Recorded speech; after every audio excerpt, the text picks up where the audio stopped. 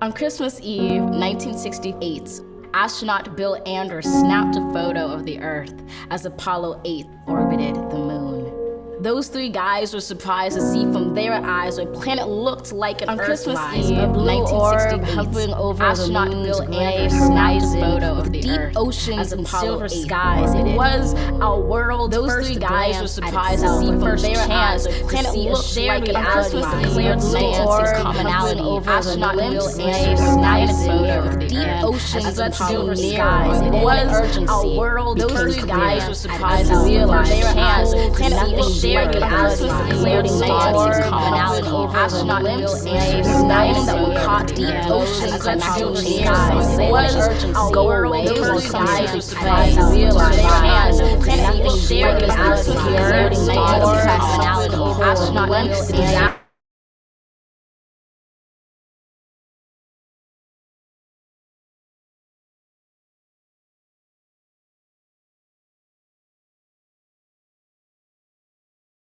An inconvenient fact because it's getting the facts straight that gets us to act and not to wait.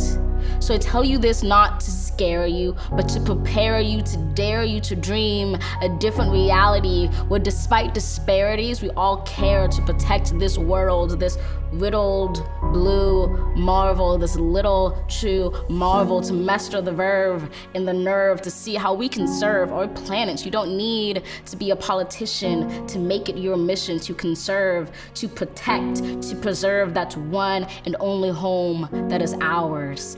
To use your unique power to give next generations the planet they deserve. We are demonstrating, creating, advocating. We heed this inconvenient truth because we need to be anything but lenient with the future of our youth. And while this is a training in sustaining the future of our planet, there is no rehearsal. The time is now, because the reversal of harm and protection of a future so universal should be anything but controversial. So, Earth, pale blue dots, we will fail you not, just as we chose to go to the moon. We know it's never too soon to choose hope. We choose to do more than cope with climate change. We choose to end it. We refuse to lose. We do this and more, not because it's very easy or nice, but because it is necessary.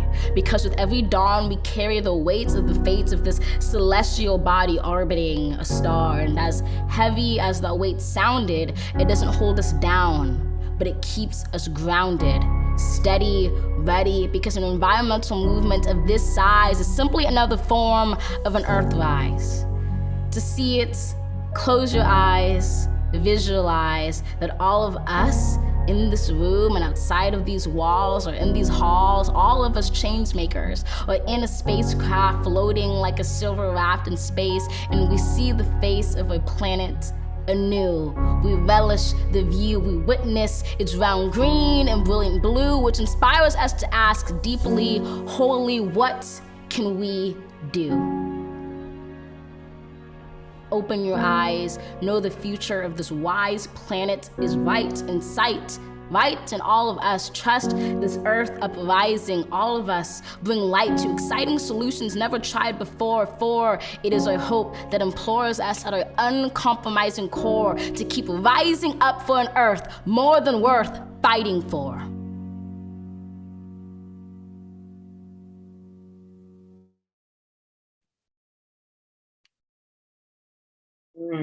Wow.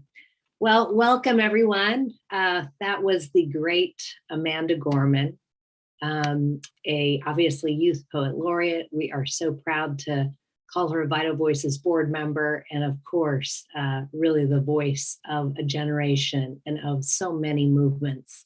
I'm Elise Nelson. I'm president and CEO of Vital Voices, and I want to welcome you all to Climate and Gender Action for a Thriving and Equitable Future, co-hosted by all of us at Vital Voices and Women's Earth Alliance. We know that women are disproportionately impacted when it comes to the climate crisis. We know that communities of color, Indigenous communities, are disproportionately negatively impacted. But we also know that these same communities, women, Indigenous people, and communities bring forth new and innovative solutions. Sometimes those solutions have always been there, and sometimes they're innovative and pioneering. And they need to be amplified and they need to be scaled. And today we have an incredible panel of experts to discuss the challenges, but also the opportunities, what's working and what needs to be scaled. And hopefully, how do we bring more money and amplification into the space of women leaders in climate? We're also thrilled to be joined by so many guests from around the world, across our global network and beyond, as this is part of the UN Commission on the Status of Women.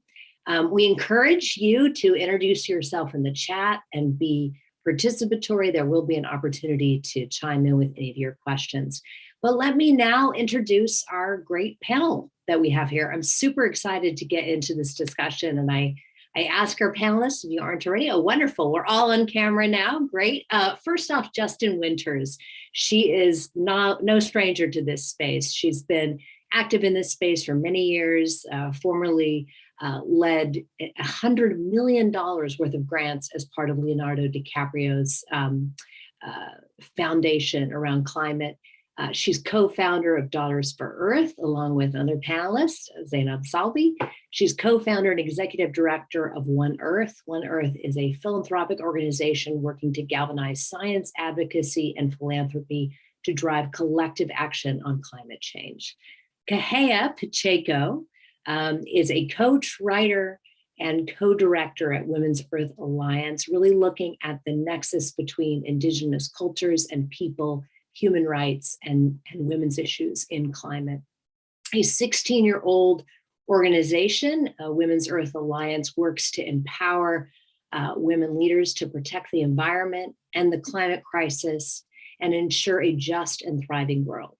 Kahea has a background in critical theory and human rights. She serves on the advisory council for 1T.org, the $1 trillion tree platform of the World Economic Forum. She's also a program advisor to Dr. Jane Goodall's Trees for Jane campaign. Zainab Salbi is a celebrated humanitarian, author, journalist, co-founder of Daughters for Earth, brand new board member at Vital Voices, and a wonderful longtime partner of all of ours.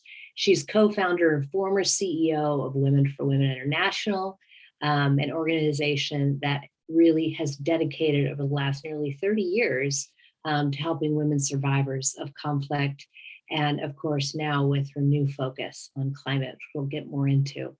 Renata Coach Alvarenga is a Brazilian youth activist and a leading voice on gender and climate justice and global youth movements, as well as a 2021 Vital Voices Voices That Inspire Fellow. She's founder and director of Empodera Clima, a multilingual initiative that advocates for gender equality and global South youth engagement in climate and policy decision-making spaces. So welcome to all of you. Thank you so much for being here. Justin, I want to kick off with you. As I mentioned, you've been in this space for many years. Really, I think, taking a large scope, working across many different sectors and organizations, bringing them into the space. I know you've done some really cutting edge research. Can you tell us a little bit about the state of the climate emergency? We know it's bad, but tell us the state of the climate emergency, and why is it that everyone, no matter what organization, industry, where you live, what you believe, we need to care. We all need to care and be engaged. Thank you. I'll try to cover that big question and hopefully do it in a way that's engaging.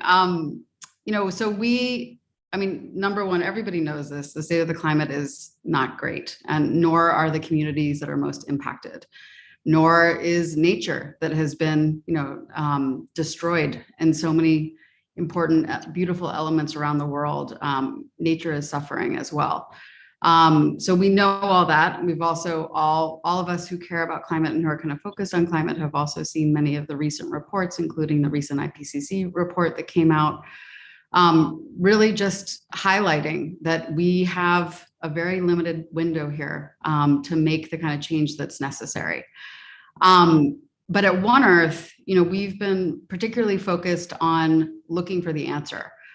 Is it possible for us to solve the climate crisis? And what are the ways forward that really value communities on the front lines and on the ground, as well as really valuing the role that nature plays in both solving the climate crisis and ensuring that we have a livable, vibrant, healthy future.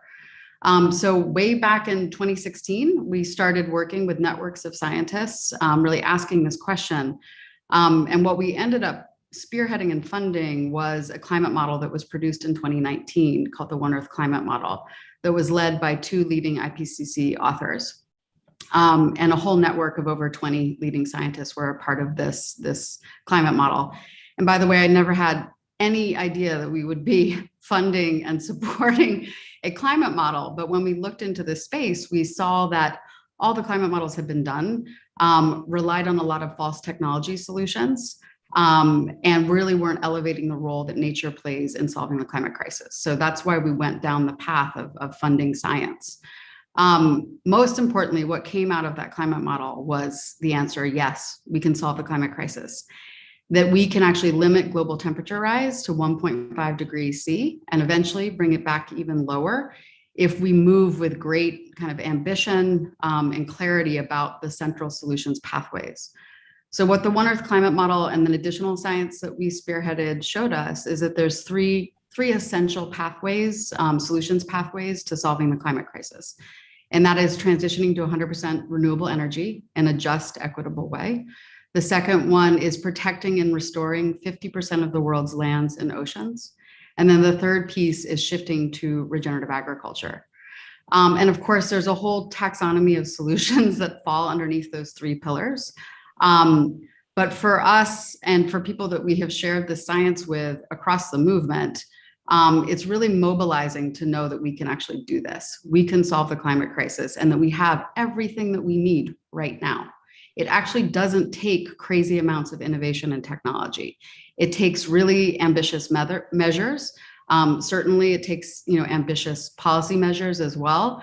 But the thing that brings me to this conversation and that has kept me going for 15 years in the space is that the majority of the solutions arise or are housed in communities that are on the front lines and on the ground.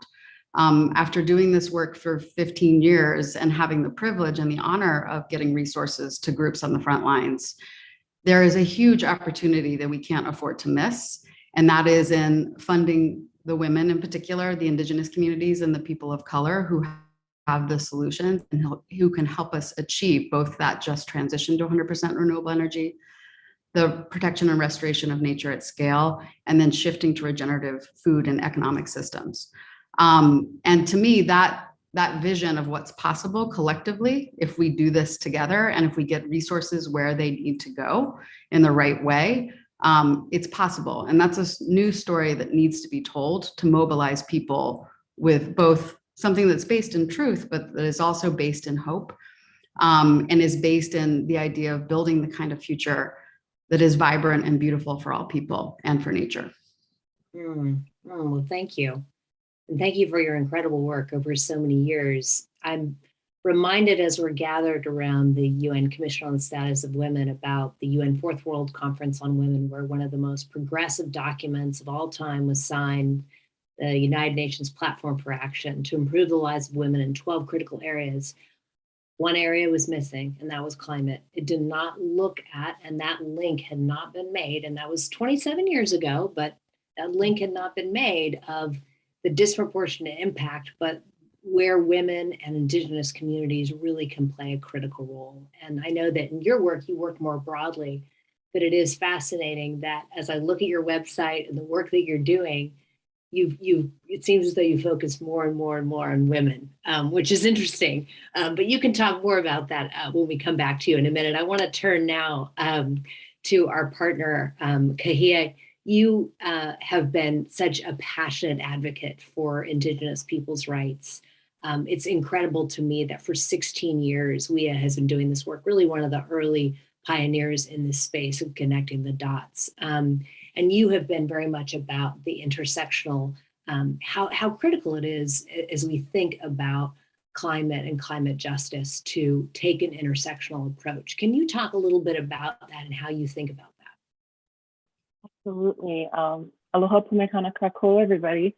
It's good to be here with you all. Thank you, Elise, and thank you, Vital Voices, the entire team, for your partnership on this toolkit and in this movement, and as well to my fellow panelists who I'm honored to be here with. As Elise mentioned, I'm Camille Hadley, I'm a co-director here at WIA, and I just want to quickly say that while our team is based all over the world, I want to recognize that at the moment I'm located in Huichin, Ohlone territory, in what is currently known as the San Francisco Bay Area. And also, because it answers your question so beautifully, Elise, I wanted to share a link in the chat to a short video with everybody, so that if the team could drop that in there and everybody could watch it later on. It's a video we had created back in 2010, I believe, and talks about a vision for a world built around feminist climate justice and feminist leadership, which is exactly what we're talking about today. As a bit of background on my journey, which dovetails into my journey with WIA and your question, I grew up in a rural, systemically under-resourced village in Hawaii. One side of my family comes from the immigrant communities that worked in Hawaii's plantations, and the other side are Native Hawaiians whose lands were illegally taken by the United States. And growing up, Hawaiians were at the bottom of almost every so-called socioeconomic scale.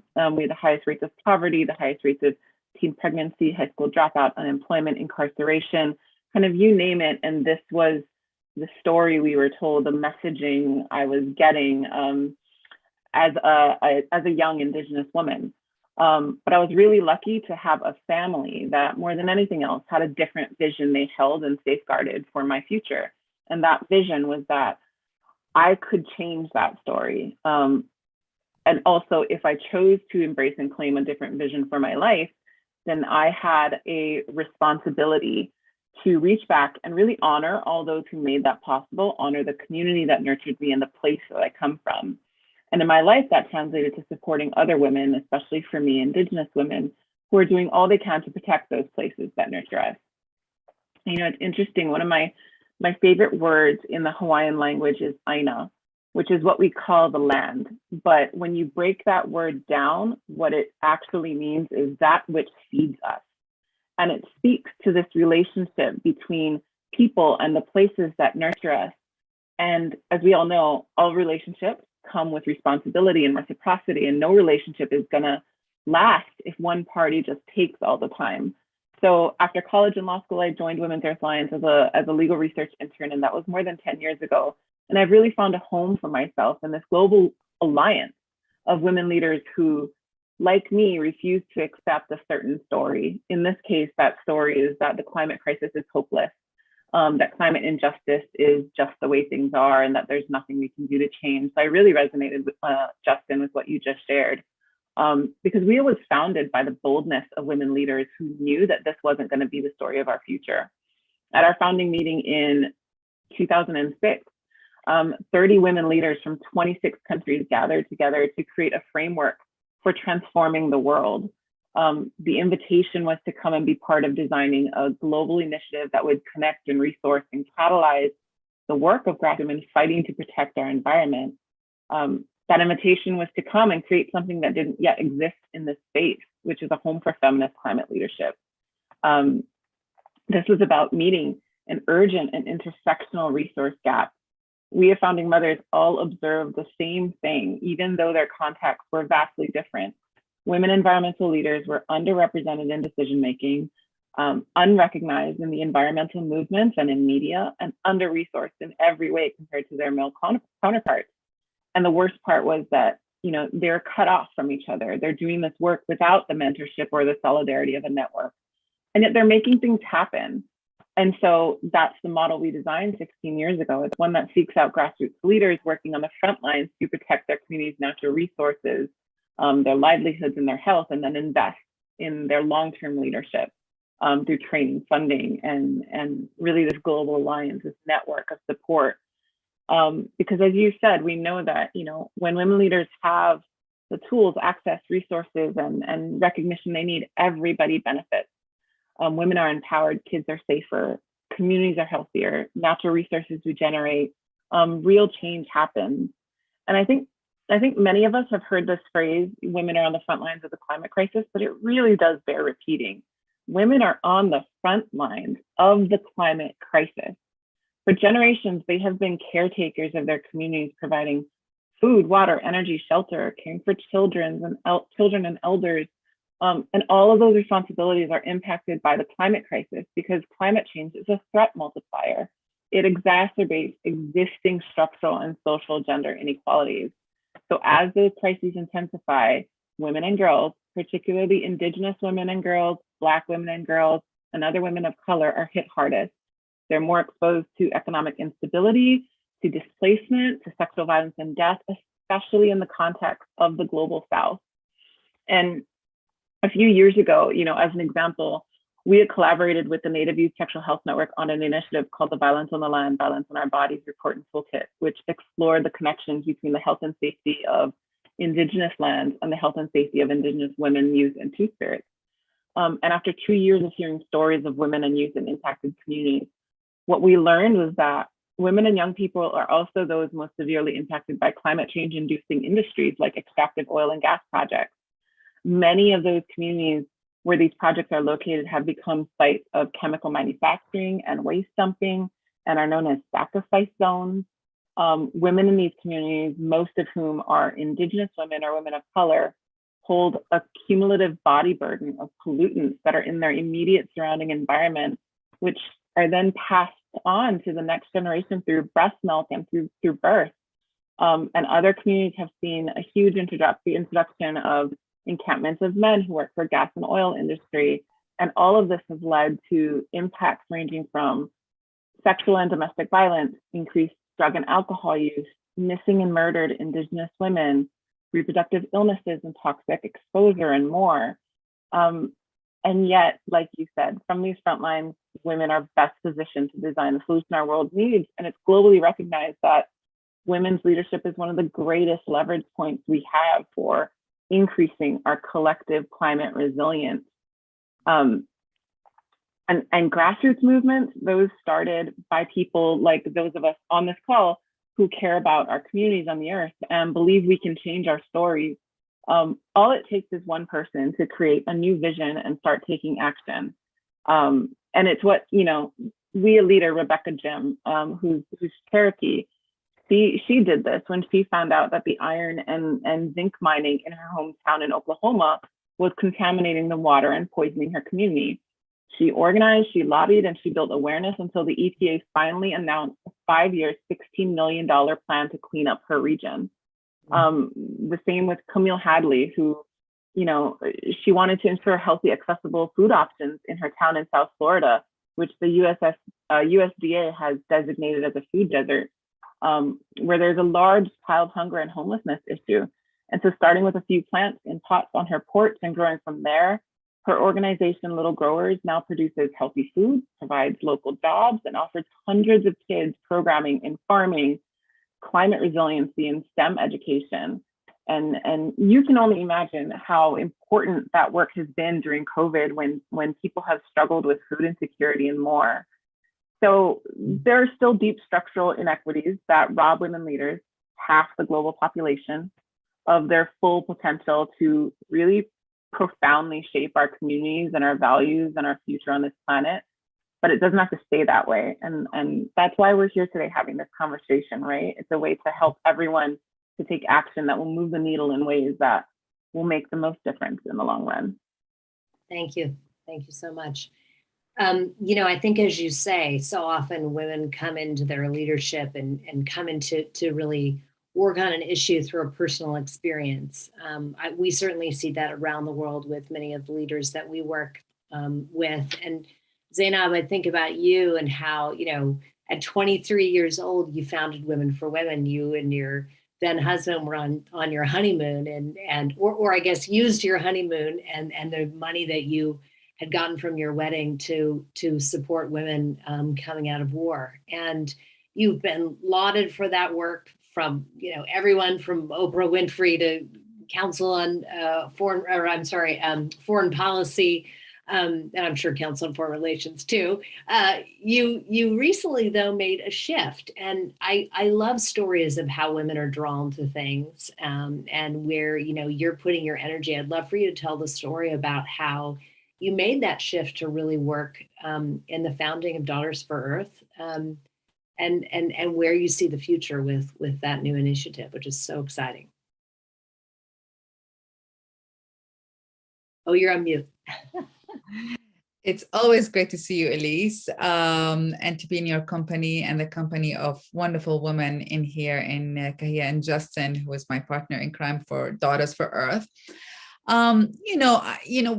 I came from the women's movement, right? I worked in war zones with Women for Women International, and that was my focus. And in that space, as everyone here knows, their basic knowledge, right? That we always knew that women are, own 2 to 10% of land, just generally, that women are producing, small farmers, majority of small farmers rather are women, 70% of them. They're getting only paid 30% of the funds that goes to small farmers, and then they own less than 10% of the land, right? So we knew these facts. We also know that women get 10 cents out of every dollar that goes to humanitarian and development aid. So that was the world that I came from as I worked on humanitarian aid and development assistance to women in war zones. And I had since, this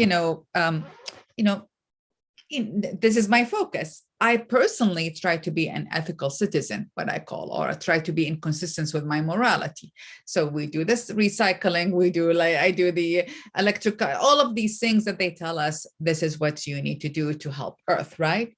But two things really happened that really created a major shift in me to focus all my energy on Daughters for Earth and women in climate change. And one is personal, and one is professional. And the personal one is I almost died about 3 years ago. And in my healing, which really took me about 1.5 years, I had to spend all my time in nature. And I had to relearn how to walk and to breathe and to, be, honestly.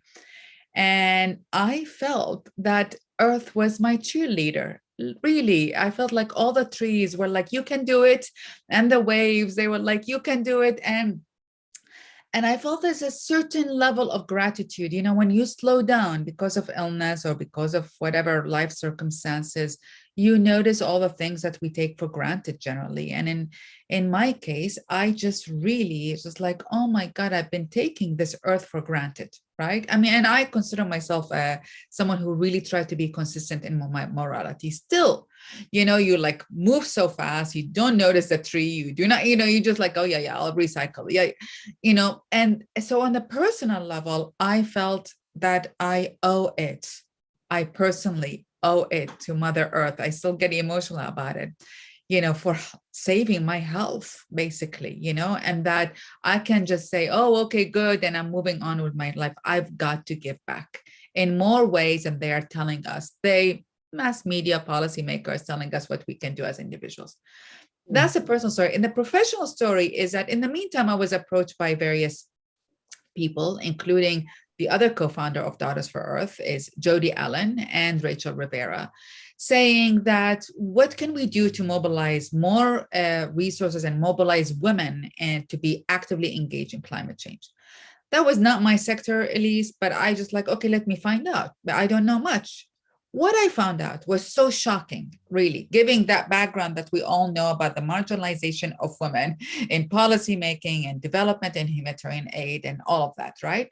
In climate change movement, I discovered it's even worse. And you think that it can't get worse than women getting 10 cents out of every dollar. It can, apparently, in the climate change movement. So what I discovered, and thanks to a large part to Justin Winters and all of her research and the work she did with One Earth, is one, women indeed, as many research shows, including the UN, are going to be impacted, are impacted the most by climate change, particularly as it pertains to displacement and food security. And as also Kahia just mentioned, right? So that is, okay, where the majority of the population going to be impacted or are impacted by it. That women are innately doing a lot of the work on the front line and at the grassroots level, based on what One Earth and Justin were saying, that we need to protect and preserve 50% of Earth, we need to switch to regenerative agriculture, and we need to switch to renewable energy. Now, women were innately doing that, right? Protecting and preserving earth, doing regenerative agriculture, which means we put as much good in the earth as we take out of it. I mean, this is my simple way of it, non-technical way of explaining regenerative agriculture. And yet, and this is what really like drove me mad, they got 2 cents. Women still get 2 cents out of every dollar that goes to environmental justice. And coming from my background, I was like, oh my God, just as you think that women are marginalized in so many sectors, you actually find even more marginalization of women. And the same story repeating itself. We're being hit the most, we get the least resources, and our voices and our contributions are not encountered, like then we're not invited in the decision-making tables or discussions and all of that. And when we did focus groups with women around the world and in America particularly, what we realized is that women at the grassroots level, everyday women, right? You and I and everyone else, where no one was talking with them. No one was mobilizing them, saying you can do, myself included, like, you know, you're told to recycle, but really we're still discovering what else can I do? And a lot of women were frustrated and saying, I need to do more. Please talk to me, you know, like tell me what is needed. And so with that spirit, that's just like, okay, this is big, this is important, and we need to mobilize all women to be part of the solution. And that is the foundation principle of Daughters for Earth. It's a few things. One is we need to change that 2 cents, you know, to make it 50 cents, like basically speaking. Well, how do we get the money? I believe that philanthropy is not something that is only for the ultra rich. All of us can be philanthropists. And this is, as you know, this is what I did with Women for Women International. You know, there we raised $146 million by mostly women giving $30 a month. The power of the people. We are living in the era of the people, and I believe in the power of women and the power of people, right? So in this case, we said, Daughters for Earth is open up for all women. The one who can give $10 a month and the one who can get hopefully $10 million or more, right? And sure enough, we've actually, and we just launched last week, and we were just still building in the last year silently. And we already have many women joining from the $10 to the $10 million level, all in sisterhood, all united, because we may be different in how much money we have, but we are the same in our commitment to our earth, in our stories, in our emotions, in our love for this earth, right? So the call out here is 3 things: is join us, is we need to put more money in the hands of women. And frankly, we need the world to hear and listen to the voices of women at the frontline level who are doing the work and not being included in the discussions. So we came to a conclusion, in conclusion, we trust women. We trust women to get the job done. As you know, Elise, we worked on Afghanistan evacuation, right? We trust women to get the job done. And this is about unity among all women, where our plan is to put as much money as possible in all women-led efforts.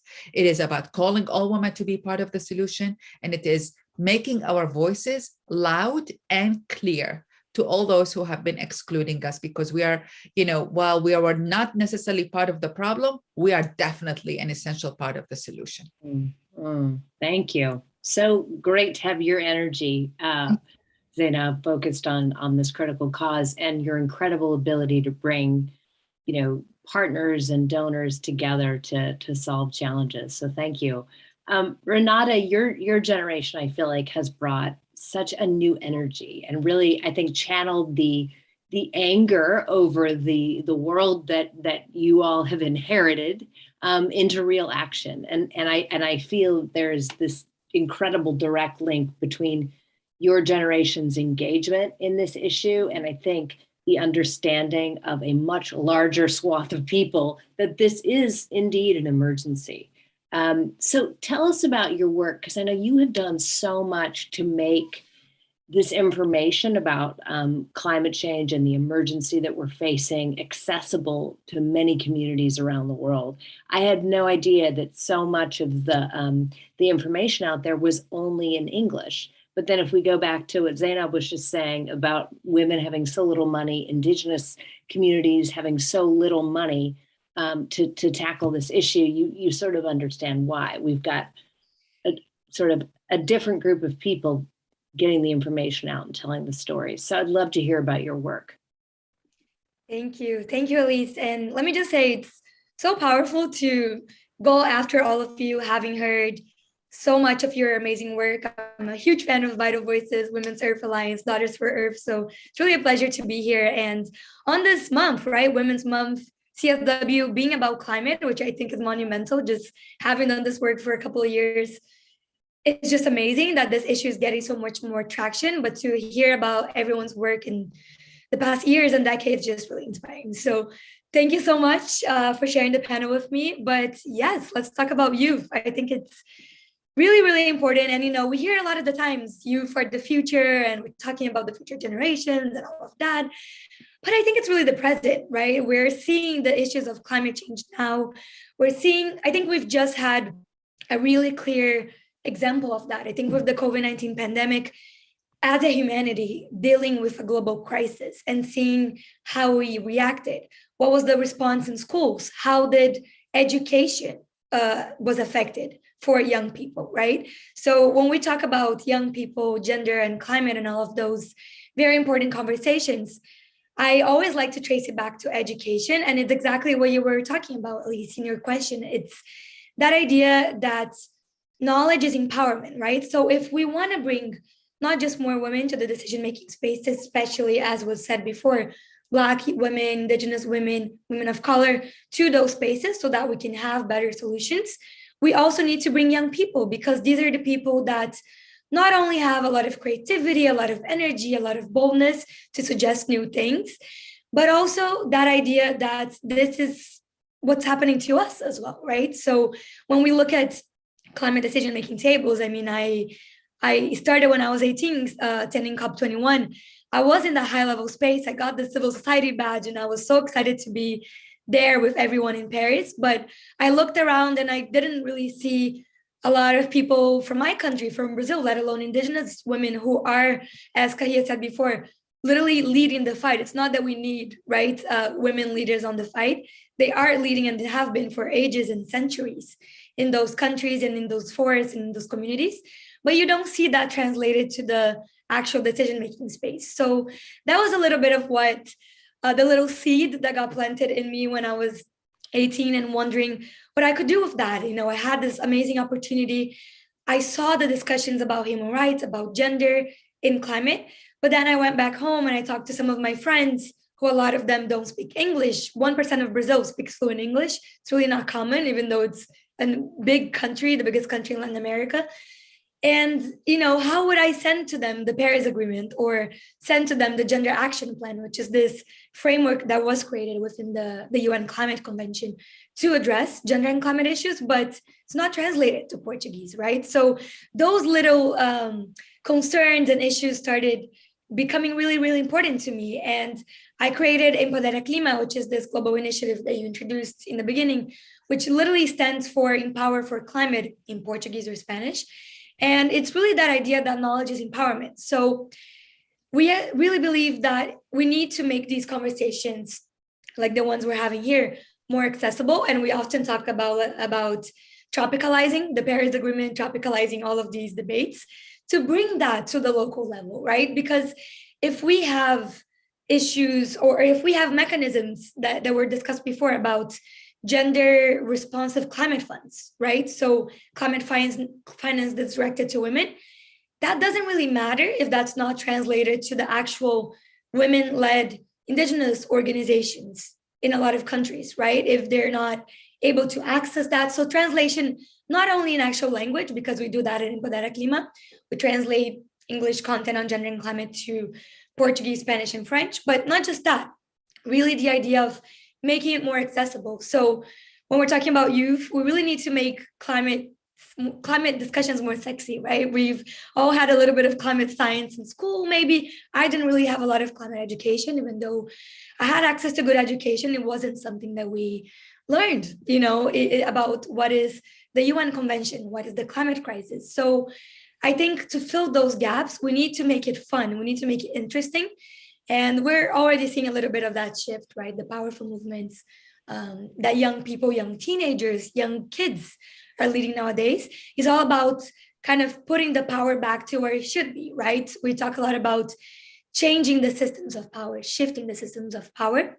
And with Empodera Clima, we've seen that so clearly because it started as this very basic idea, as I mentioned, of launching this database on gender and climate in 4 languages. But clearly, we saw a need that these spaces have or must have for that youth perspective. So we started doing a lot more advocacy work, and we started doing a lot of education work with UN Girls Education, with the Malala Fund, with Plan International, because if you look at some statistics, we know that climate-related issues and challenges have prevented 4 million women, 4 million young girls and young women last year from completing their education. And we know that that number is rising, reaching, I believe, about 12.5 million by 2025. So we know that the issue is getting progressively worse. And that's because we don't have that system change being enacted right now. It's not just having that one tokenist kind of youth badge to access spaces, but really maybe in country delegations for climate conferences, adding that youth negotiator seat, right? Or more than one, and being able to open up space in that leadership level for young people, especially young girls, young women, young indigenous women, young women with disabilities, all of those marginalized groups that are feeling climate change a lot more than others, but are not able to express their ideas, their plans, their solutions. So I think education is really kind of at the core of everything and what we've been trying to focus on in Empodera Clima. And I really think that's how we're going to be able to shift the power, right? And we know, I think there was a survey last year by Plan International that mentioned that 81% of the young people, I think it was a couple thousand of young people from all over the world that was surveyed, and 81% did not know about the Paris Agreement. 1 in 5 did not have any information about climate education, did not learn that in schools. And only 16% of all of the youth interviewed have learned about the gender impact. So what we're talking about here. So really when we start having that access, right? And going back to that core aspect, which is schools, I think we're going to be able to shift the power a little bit more. Well, I have to tell you, I think it's happening. I have a 5-year-old and a 7-year-old. And I remember when my daughter was in pre-K, she just started first going to school. She was talking about, don't throw garbage on Mother Earth. And I was like, wow, they're teaching you early. So anyway, I think it's starting to happen. But thanks so much, Renata, for your incredible work and really trying to get that information out to so many young people, because we know when they're ignited, they're unstoppable. Really for 25 years since our founding, Vital Voices has been very focused on identifying women leaders who are taking on the world's greatest challenges, obviously climate being one of those greatest challenges. And over the years, we've worked with women entrepreneurs and advocates who were working in this space on the crisis.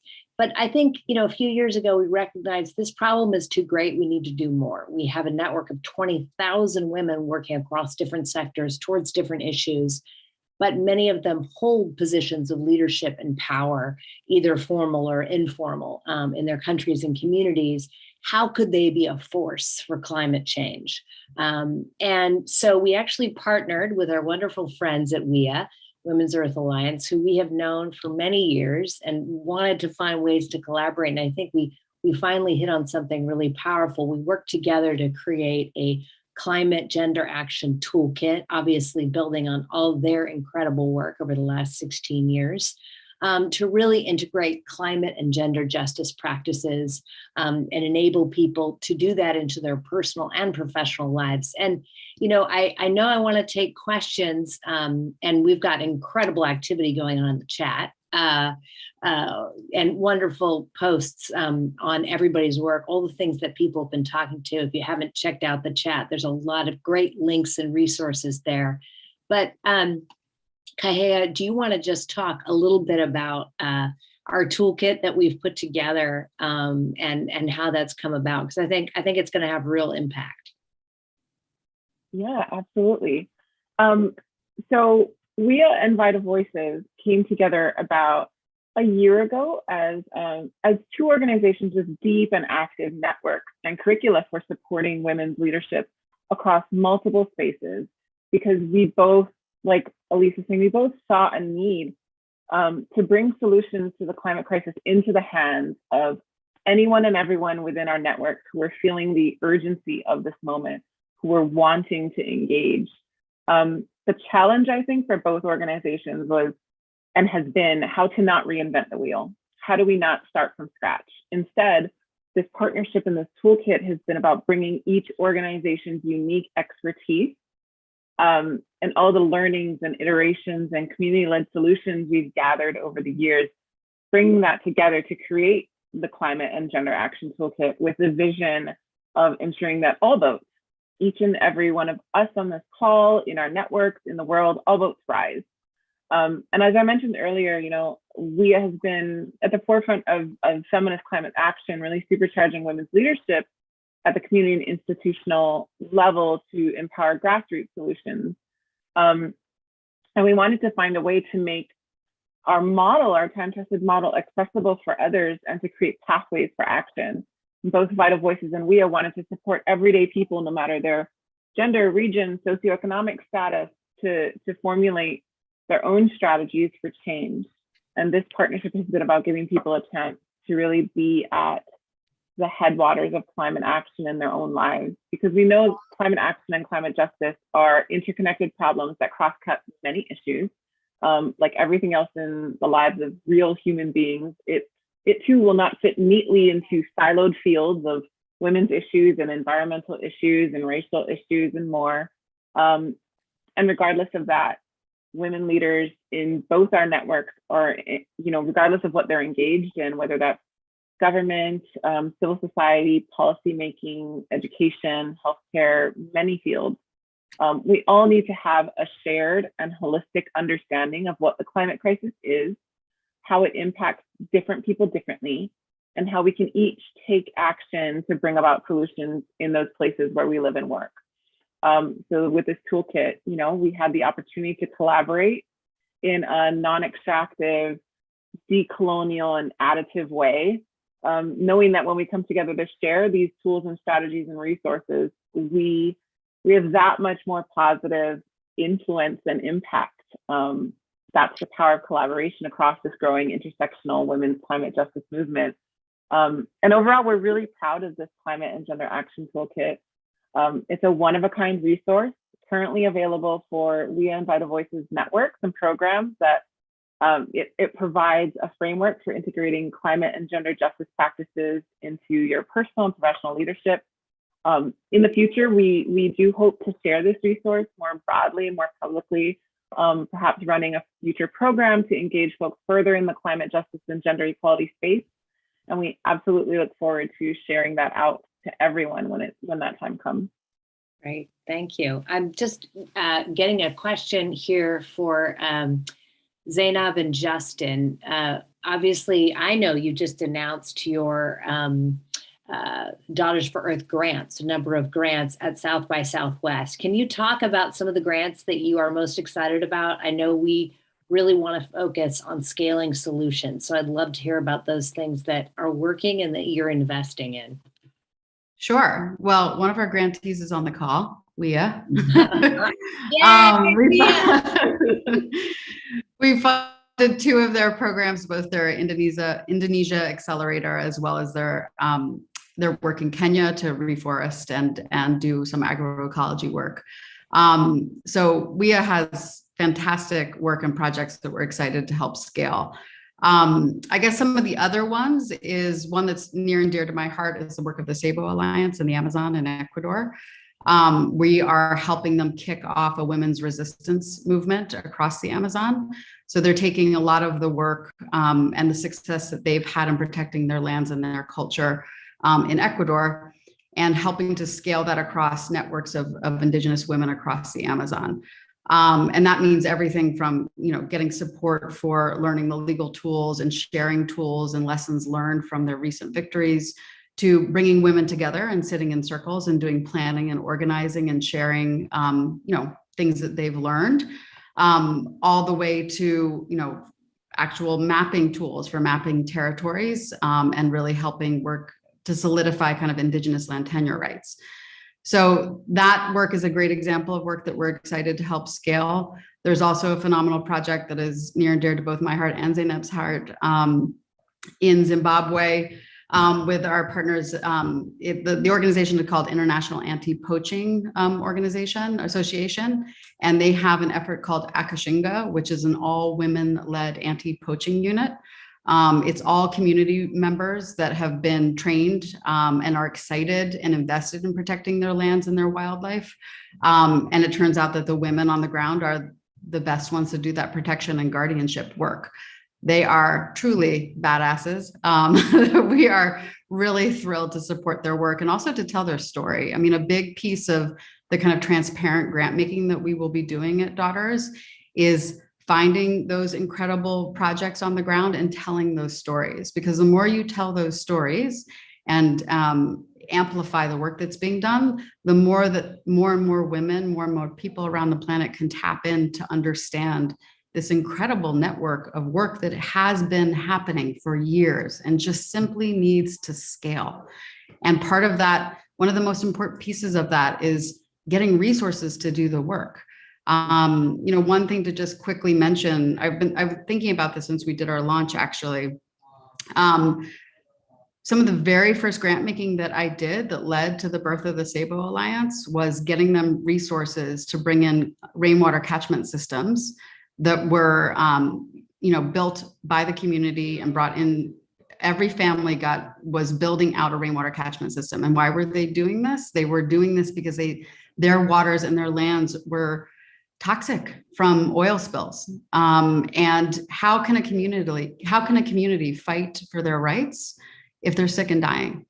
So it's a very basic, pragmatic way of starting to build power from the ground up.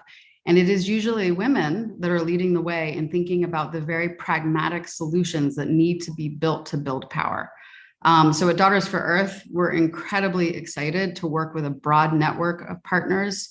Many of you are on the call, but partners who have done this work know more and more networks of women doing incredible work. And we just believe in them. And we believe by getting them the resources, they can scale the solutions in time. I just want to add quickly, Elise, that actually is transparent also. So everybody can go and see exactly what groups are funding. Actually, anybody who contribute in public donations, also 100% of that will go to these groups. So there's a few principles that we're trying to do this. One is transparency and authenticity, of course. The second one is collaboration. Not only we are funding groups who are collaborative, but also we are collaborative. There's 4 co-founders. We work together and making things. It's like trying to demonstrate a new way of leadership, where it's based on trust and collaboration. And then the last but not least also is a principle of trust. So a lot of these grants are not necessarily you have to go through the arduous process of writing up. It's really using our women's network, which everyone is part of here today, to identify these women who are marginalized and who have done the hard work but not been supported enough. So using the power of the network and the power of women to identify these women groups and to put some more resources in their hands. And forgive my cat, she is a she who is insisting on being part of the conversation. And we're talking about climate change. I think we need to include all the beings in it. That's wonderful. And it's always good to have support animals these days, right? I mean, particularly in these conversations. Renata, there's a wonderful comment for you, just from a Brazilian woman, just wanting to thank you for your work. And just how do you engage young people within the climate justice space? What has been your experience, particularly at COP? You've attended COP a number of times. We all have seen, the statistics about the low representation of women, particularly in the inner circles and in the negotiations. Can you talk a little bit about your experience being a delegate there, how you would encourage other not just young people, but women, who are active in this space and getting their voices heard in these important spaces? Yeah, thank you for the question. And thank you, Nubia. Obrigada for the message. I love that. I love being able to kind of tell people, have you heard of gender and climate, and introduce that topic. I was just in Colombia last week for this women conference, and I talked about ecofeminism, and a lot of people in the audience didn't know. And these are women that have been working on women's rights and feminism and all of those amazing issues for 20, 30 years, right? So I think it's a topic that's still not being talked about enough, and it's not civil society's fault or anything else. It's, I think, a global thing, right? It's the media that's not highlighting this enough. It's governments that are not opening up space a lot of the times for this. So I think COP is a highly, exclusive, privileged space that's not where the change is at a lot of the times, but it is an important space. And I mean, I'm currently doing a master's in public policy, so I really do believe in those types of spaces for us to change the system and to be able to shift the power, as I was saying. So even though there is so much amazing work by academics, by civil society, by businesses as well, we need to all be in conversation with the public sector, right? If we want to actually change those conversations, change those narratives. So I think COP is an amazing space for that. And as I mentioned, I started attending at COP21 at the time of the Brazilian government. They had some space for young Brazilians to join. That has changed over time, unfortunately. So right now, there's been a lot more youth participation, which is great. I think last year, COP26, we had the largest Brazilian indigenous youth delegation ever. It was so many people, young people present there. I think the only issue with that, though, is that they were there, right? They got there, but they weren't really in those decision-making tables. There, if anyone here has been to COP, there are so many spaces. It's kind of like this huge global fair. So there is the civil society space, there is the negotiation space. And I think oftentimes it's kind of this example of what a silo experience can be, right?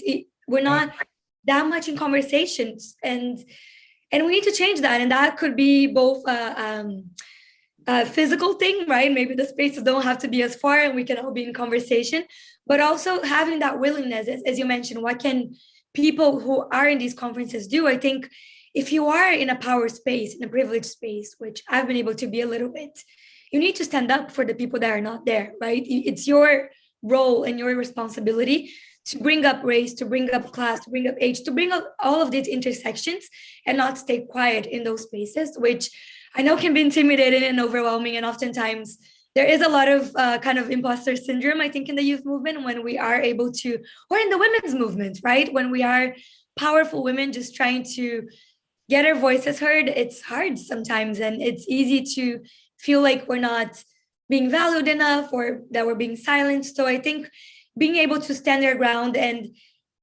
always remind ourselves that there's more people behind us, right? More people with us, not even behind us. So whenever I have these experiences and I get scholarships and I'm able to occupy these spaces, I'm really mindful and aware that I'm bringing a lot of my Brazilian peers with me to that space. And in any way that I can use the privilege and power that I have of being in those international conferences, it is speaking up, right? So that's what I try to do. And I hope we can have more young people in those spaces, but it doesn't have to just be at COP. It can be at city halls, right? Or environmental ministries at the federal level. So we really need everyone's support and willingness to make that happen, including the powerful men in charge, the powerful women in charge, and everyone else. Yeah. And I often wonder, I think, and I know Zainab thinks similarly, that, what can we do collectively, our combined power as organizations in this space and the collective network and clout that we bring along? And, you can correct me if I'm wrong, but has there ever been a massive global campaign of women pushing to get more women onto these, into the delegations, the official delegations of negotiation, in more Indigenous women in particular, who are very much on the front lines of the climate crisis? I mean, that might be an action to take forward and find opportunities to work together if it isn't already. Elise, I can just chime in and say there's a great new initiative that came online last year called She Changes Climate, which is doing some pretty incredible work, and they're kind of growing in both their strategy and their approach. But they did some great work at the last COP and really exposing this inequity. And kind of unjust power structure, but they also are in the middle of planning for the next COP. So we should all work together with them probably to figure out how we're going to make waves at the next one. That would be great. And, yes, go ahead, Zainab. Well, no, please. just to add, I mean, because it's not that there are no women in the climate discussion, right? That they are. And there are some powerful women in powerful positions. They too, as I understand it, are like, I mean, that discussion of we need to include more women is happening amongst women in powerful positions. And yet they too are marginalized. It's not like, that they have all the room for themselves. So that awareness that women are lacking in the discussion, I think I would say not only amongst, Renata, what you're saying about the youth, but also even with, as I see it, as I understand it, also with the strong, the powerful women who are still marginalized in these discussions. So I come from the perspective that we should all act in however ways we can. Of course, collaboration is most important, so we can have better solidarity and better voice. And we should all act in all ways we can. Like, if we need to take onto the street to demonstrate, as we have demonstrated, that we need to do more just so our voices can be heard better and more and more. Well, thank you all, and I'm really thrilled at this stage to turn things over to Pandora Thomas, who is a leader with WIA, to really lead us in a exercise around wellness. We all know that these are difficult topics. There's it weighs quite heavy, I think, on all of us, and the needs are so great. So thank you to each of you for your incredible perspective, and I'll turn it over to Pandora. Well, thank you, Elise. And y'all, I'm sitting here listening to these sisters, and I'm like, we gonna be all right. Like, I'm so, from Justin, my sister Justin, talking about resourcing the solutionaries. Solutionaries is my word.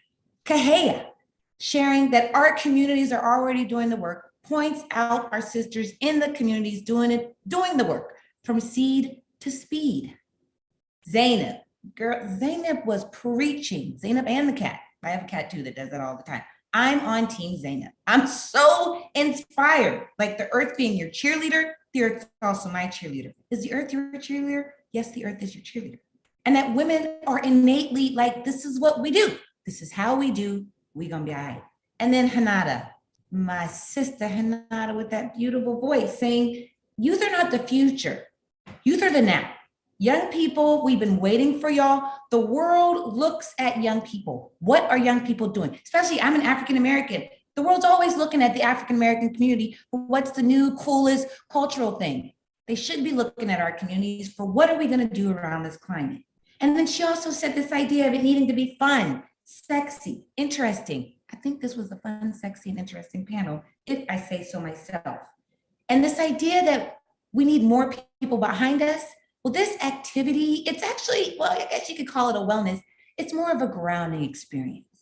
And it's rooted in all of our ancestries, all of who and what we are as beings, but also the women in our lives. And please share the first slide. This activity is called Sankofa. And for any of you folks from my continent, the African continent, or wherever, this idea of Sankofa, as a person of African, and I also have Native ancestry, doing earth work, sometimes it's presented in this way as it's new, and oh my gosh, we're dealing with something that's so unheard of, but these sisters laid it out. Nah, in actuality, we're reclaiming, we're going back to something. And Elise talked about the need for these innovative solutions. Many of the innovative solutions women have been saying for years. We've been listening to each other, so it's time for the world to listen. So this activity, and I'm sorry about the slide, it's supposed to not have that great thing, but the word Sankofa, it's a Ghanaian principle that means we must know from where we came in order to move forward, or go back and fetch it. So I'm going to invite all of you to think about it. Who are the women or feminine entities or feminine beings, human and more than human, who inspire you, who have taught you, inspired you throughout your life, someone in your family, someone not in your bloodline, someone you've read about, someone you've dreamt about, an ancestor, or a future descendant. So all the time, anytime that, because I'm asked to speak and share and do all sorts of things, they're gonna talk about what I do. You can Google me or go to the link. But here, I want us to really ground the wisdom and the brilliance that all of our sisters just shared in who are the beings in our life who inspire us, who hold us up, our Sankofas. So what I'm gonna ask you to do is think about it. Who are those beings? And again, feminine in women's bodies, more than human feminine beings. And I want you to share those beings in the chat. On whose shoulders do you stand? Next slide. And I think that this is so important. Oh, yeah, I don't know what's going on with that grease stripe. Well, anyway, it says my Sankofa. Y'all can visualize it. I really think that it's important that we continuously do this, because someone actually typed in the chat, how do you do self-care and not get depressed? And again, for many of our communities, this has been our reality ever since we were born. It's not like we just woke up and now there's a challenge we're dealing with. But for many of us who linking into the climate justice movement, it's really overwhelming. Sankofa can help you to ground in something that's older than you or coming in the future, and tell those stories on whose shoulders you stand. So as I'm sharing my Sankofas, I invite you to start to share your Sankofas in the chat. On whose shoulders do you stand? Who are the people who hold you up, lift you up? And how can you start to do these activities with your community? Whenever we bring our communities together, let's start with our legacy. Let's acknowledge that this movement's much older than any of us. We've been here before.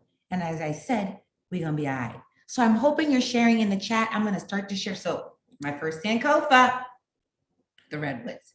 And it's something about the redwoods. Y'all see what I look like. When I go into the redwoods, the trees do not care about my skin color, my gender, what kind of hair I got, what I'm wearing. That tree is just giving it up the oxygen that I need to survive.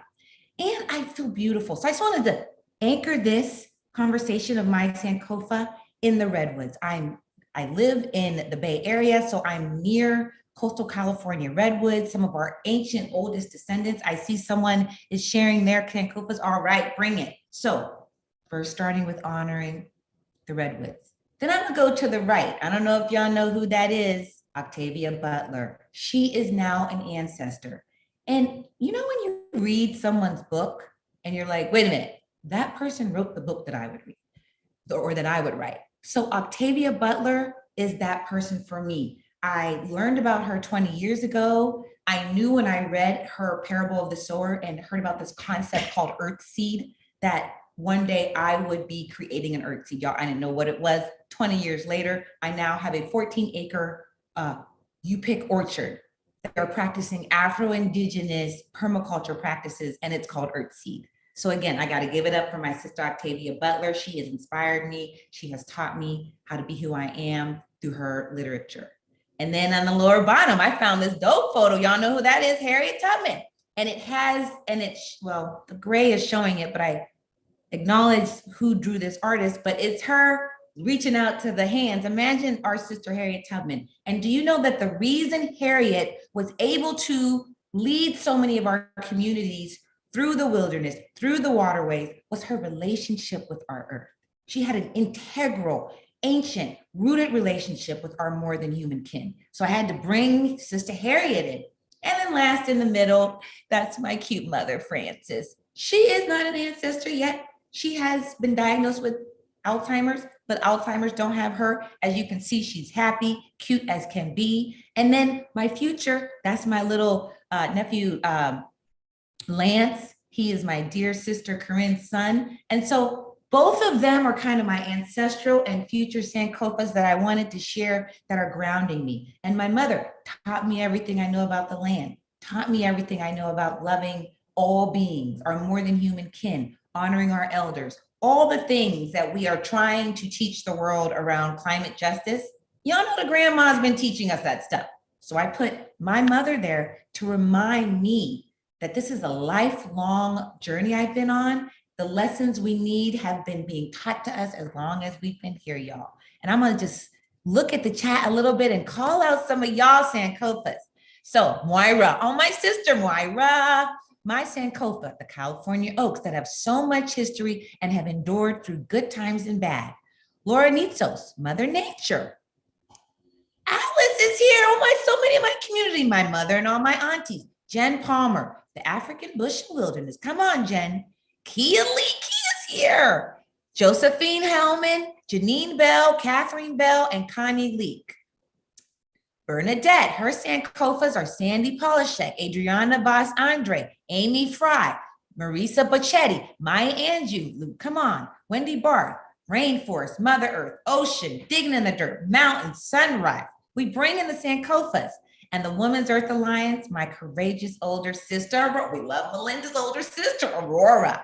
So y'all, I just wanted to share this activity, and sure, you can call it a wellness activity, but if anything, it's a grounding us in who we really are, remembering that we came from our earth. We will eventually all go back to it, even if there's a box separating you.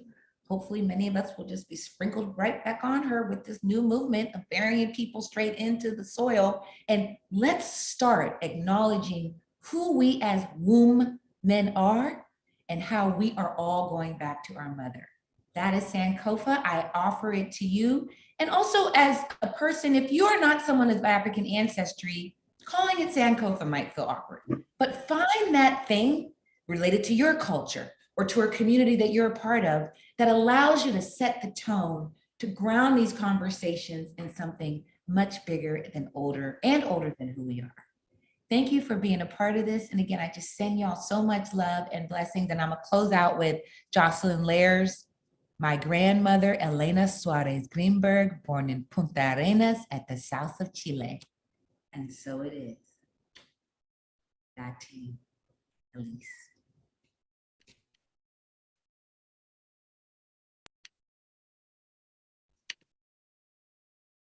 Oh, well, thank you so much, Pandora. I love that. My Sankofa is definitely the ocean. Anywhere I see the ocean, but definitely in California, the misty cliffs and the ocean, and my mother out there at 79 riding those waves. What's her She's name? a surfer. Say her name. What's her name? What's your mom's name? Mary. Mary. Surfing Mary. Thank you. There. Yeah, she's in there going for it. So I love that. I'm going to tell her she's my Sankofa. Anyway, to close today, we are going to show a short film. It comes to us actually through Daughters for Earth. And it is a film about an Indigenous woman who truly led some incredible change. And so we wanted to end this time together with her words and incredible actions. So we will turn it over to the film now. Mi nombre es Alexandra Narváez, soy de la comunidad Aikofansinangüe, también formo parte de la Guardia Indígena, soy presidenta de la Asociación de Mujeres Chameco. Somos 54 familias en un total de 298 habitantes. Somos un pueblo pequeño.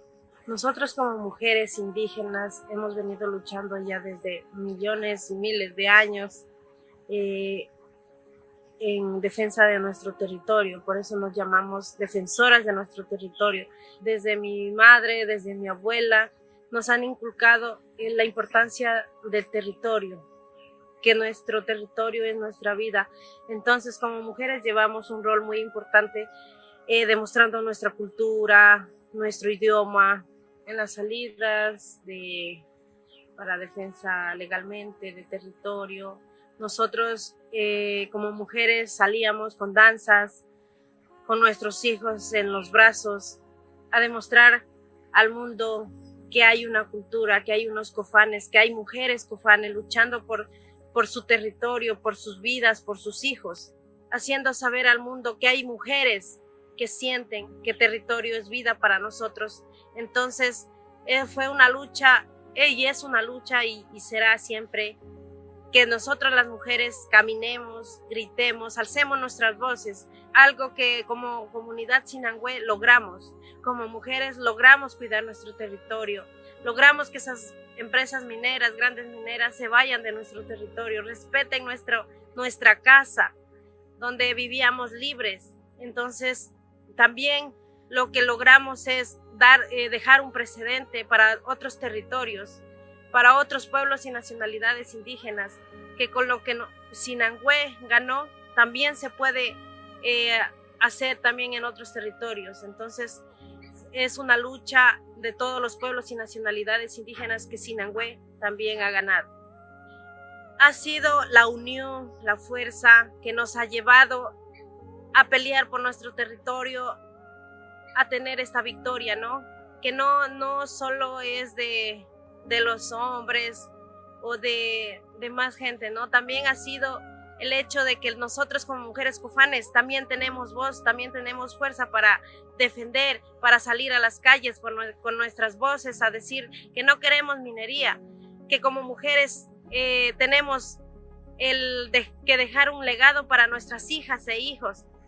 Invitamos a todos a que se unan a esta lucha de las hijas de la tierra, de llevar vida a todos los territorios, de decirle al mundo que nos unamos todos, nos aliemos y juntamente luchemos para que tener aún un mundo donde respirar un aire puro y unos territorios intactos.